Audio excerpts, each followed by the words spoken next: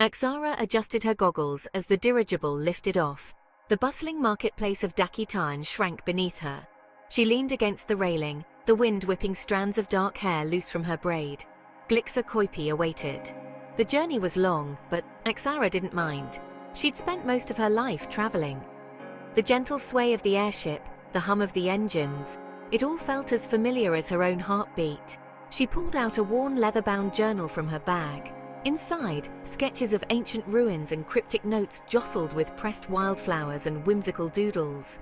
She traced a line on her latest map, marking the route from Dakitan to Glixa Coipee. Her fingers itched to explore. New sights, new smells, new stories waiting to be uncovered. But this trip wasn't about adventure, not entirely. This time, it was personal. As the sun dipped below the horizon, painting the clouds in hues of orange and purple, a flicker of anxiety danced in Axarra's chest. She was about to meet family she'd never met before. Family who might hold the key to a mystery that haunted her. Axarra's parents were renowned archaeologists. Their work had taken them to every corner of the globe. From the pyramids of the Hami Waste to the Glixa Crags, Axarra had seen it all. She'd learned to decipher ancient languages before she could write her own name. Unearthing lost cities had been her playground. She remembered exploring crumbling temples with her father, sunlight filtering through the gaps in the stone. Her mother would teach her about the people who lived there, their customs and beliefs. Axarra soaked it all up, her thirst for knowledge as insatiable as her parents. Traveling with them had instilled in her a deep respect for different cultures. She spoke multiple languages fluently and could blend into almost any crowd. But more importantly, it had taught her the importance of family. Their little trio, bound together by a shared love for history and adventure. Now, only memories remained. A year ago, tragedy struck. Her parents had vanished during an expedition in the desolation of Zuhadna. The official report concluded it was a sandstorm, a tragic accident. But Axarra knew better. She found clues at their last dig site, things the authorities had missed. A strange symbol etched into the wall of a hidden tomb.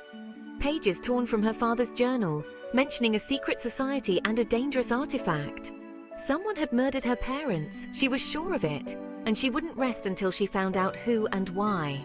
Her investigation led her to Glixa Coipee, a vibrant, multicultural city nestled on the coast. Her only remaining family resided there, her mother's sister, Mrs. Chow, and her two cousins, Kiko and Akiko. The thought of her aunt brought a pang of sadness. They hadn't spoken much since Axarra's mother had left to pursue her own life of adventure. But now, Mrs. Chow was the only link to her past, her only hope of finding answers. I had only met Mrs. Chow once when I was very young, but I'd received letters and gifts from her over the years. Mrs. Chow owned a successful tea house in the heart of Glixa Coipee, a place known for its exotic blends and even more exotic clientele. Her cousins, Kiko and Akiko, were a mystery. Identical twins, a few years younger than Axarra, they were as different as night and day. Kiko, the elder by a mere 10 minutes, was adventurous and outgoing. Her letters were filled with tales of daring escapades and mischievous pranks. Akiko, on the other hand, was quiet and introspective.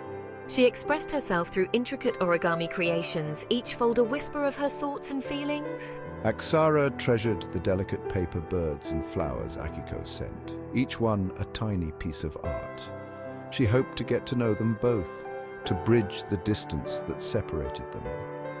Perhaps together they could uncover the truth behind their parents' deaths.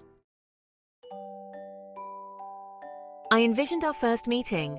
I pictured Kiko bursting with energy, dragging me off on some crazy adventure before I even had a chance to unpack.